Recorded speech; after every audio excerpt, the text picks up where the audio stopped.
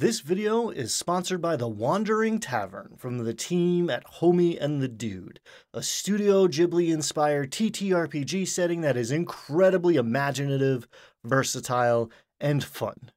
More on that later. Running Homebrew is considered the gold standard in a lot of TTRPG circles. A lot of us became dungeon masters because we wanted to stretch our creative muscles, build fantastical worlds, and tell interesting stories. And I've had a ton of fun and gotten a ton of fulfillment from crafting adventures and environments for my players to explore and interact with. And you can find some of the best of my work on my Patreon and on the Dungeon Masters Guild. And you can also find summaries, even full walkthroughs of those modules on this channel, as well as plenty of advice on world building and adventure design. But in this video, I want to remind you that Homebrew is not your only option. And in fact, it's a mistake to assume it's always the best way to go. Hey everybody, I'm Ryan Doyle, this is the Verdigris Table, and this video was inspired by a few of the conversations I've been having recently with awesome, creative dungeon tubers, dragon tubers on D20 Questions. Also a chat we were having over on the Verdigris Table Discord. Running pre-published adventures is great for a lot of reasons, and I'm tired of pretending it's not. Now, don't get it twisted. I am not saying pre-published is better than Homebrew, but I am saying Homebrew isn't necessarily better than pre-published. If that makes you feel some kind of way, I would love to hear about it down in the comments. And I would actually love for folks to write something up now and then follow up at the end of this video for a little compare contrast before and after exercise to see if I've managed to change your perspective at all. Because here comes 5 reasons you should consider picking up a published adventure to prep for your next game session. I am going to save the best for last this time, but I am leading off this list with a great aspect of running published content that I almost never hear people talking about.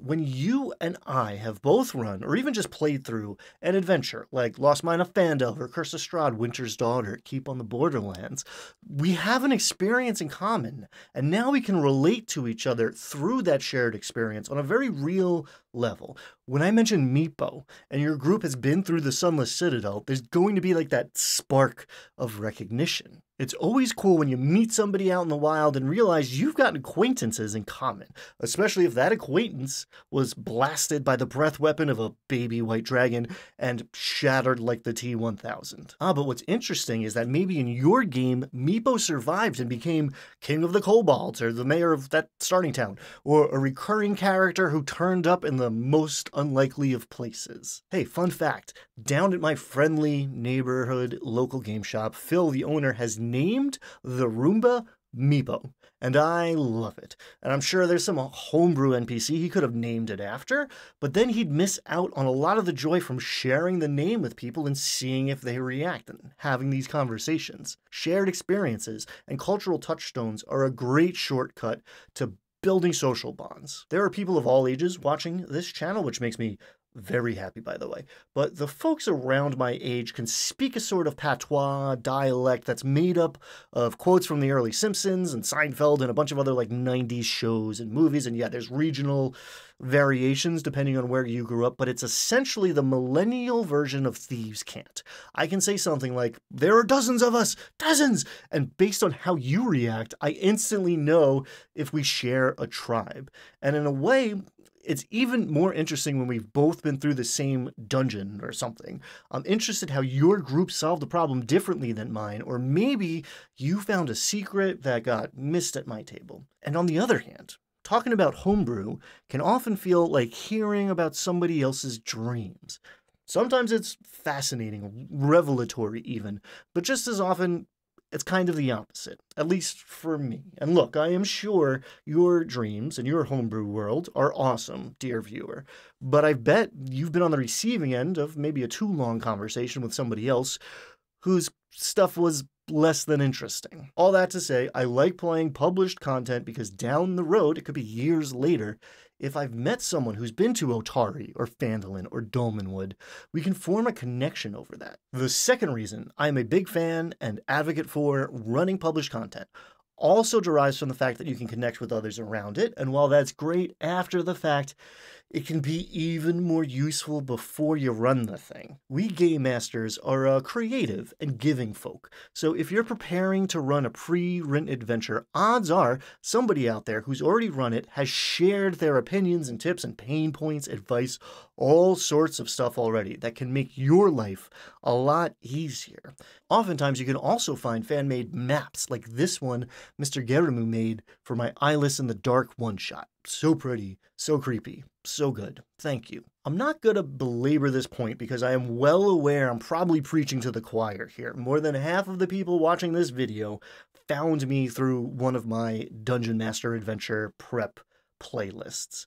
Just don't underestimate how useful it can be to get another set of eyes and ideas on something we're getting ready to run. We live in a golden age, my friends, and there are so many resources so readily available that it can be easy to take it all for granted, but it's worth taking a beat every once in a while to feel a little gratitude about how lucky we are to have such an awesome community. One awesome part of this awesome community that I am feeling particularly grateful for today is Homie and the Dude, not only for reaching out to sponsor this video, but also for creating the Wandering Tavern, which I find incredibly inspiring. Next time you need a tavern in your game, why not use this floating 15-story town filled with wonder and whimsy and a dark, seedy underbelly?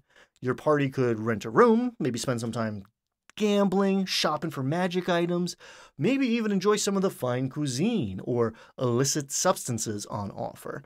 Maybe they have an adventure here based off one of the 30 different plot hooks, or the Wandering Tavern becomes the site of a whole campaign as the players become embroiled with the agendas of the dozens of well-developed NPCs, the machinations of the various factions vying for influence, or the mysteries of the spirits that haunt the halls after dark. There are big, beautiful battle maps for each of the 15 levels of this mega dungeon. I mean, moving castle. I mean, airborne sky city.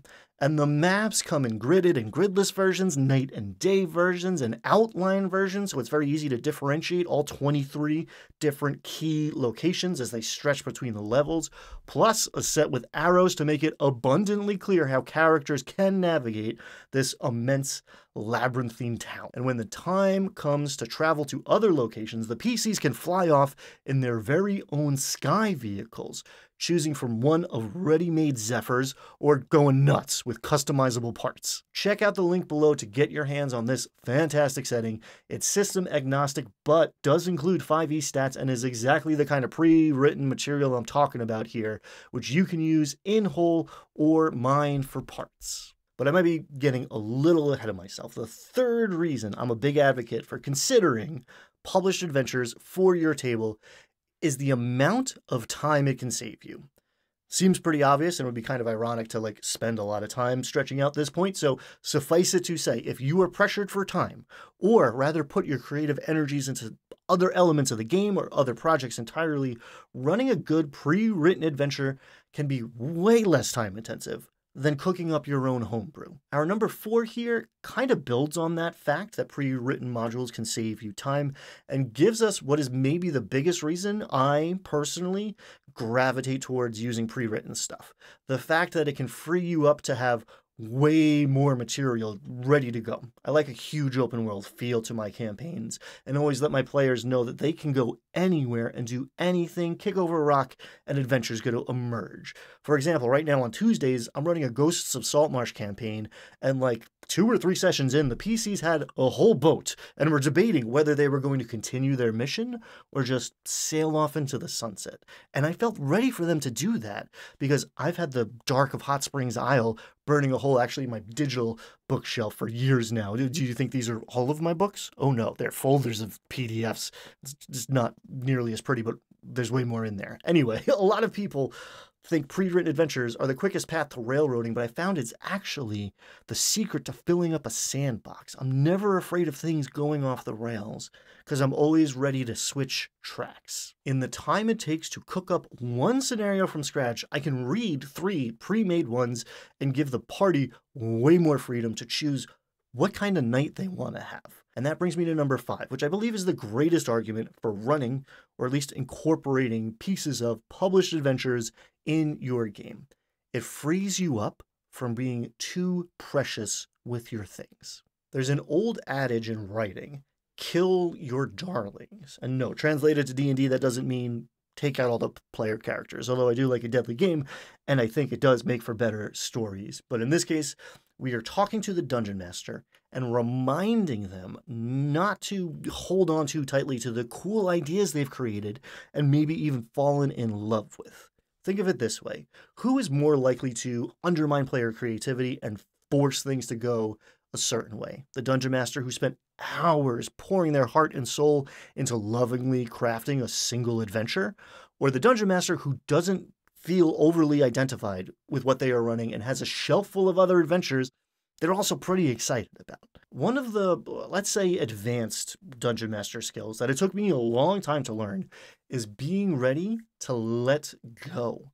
Let go of the need to know what's going to happen next session. Let go of the anxiety of wondering if the PCs are going to zig when I was pretty sure they were going to zag. And ready to let go of all of my cool ideas and preparation because the players do something surprising and smart, creative that short circuits everything. The people at my tables experience a feeling of powerful agency and freedom because I am ready to let the characters plot a new course, walk off the edge of the map, or burn down the known world. I really don't think I could do that for multiple groups every week if I was cooking up every shred of content from scratch between sessions. The way I get there is by knowing at any moment I can do something, like by having the clouds part to reveal a towering patchwork held aloft by massive balloons moving across the sky, powered by massive propellers, and the PCs can choose to hitch a ride on up there with a passing Sky Zephyr and explore the overflowing halls of the Wandering Tavern for a couple sessions, maybe a whole campaign, or not. Now, like most things on the internet, this defense of running pre-published adventures has been a little one-sided. And to be fair, I did open by saying I'm not arguing it is better than Homebrew, just that Homebrew isn't automatically better. But at the end of the day, I think it's all really like a false dichotomy. There is no pure Homebrew that isn't drawing at least elements of inspiration from somewhere else. And I have never seen anybody run a full session, let alone a whole campaign, perfectly by the book. Even if you're working off of a pre-published adventure created by a team of professional game designers, supported by advice and commentary by a bunch of internet nerds like me, you are still going to customize things to fit your style and adapt on the fly to what the players do. So don't get hung up on hardcore homebrew purists. There are a ton of awesome pre-published adventures out there to, at the very least, pick apart and mine for inspiration. You can find all the ones I've mentioned, including the Wandering Tavern from Homie and the Dude, down in the description below. And if you have some favorites I didn't talk about in this one, I would love it if you would share some recommendations in the comments. Thank you so much for watching. Until next time, be kind, have fun.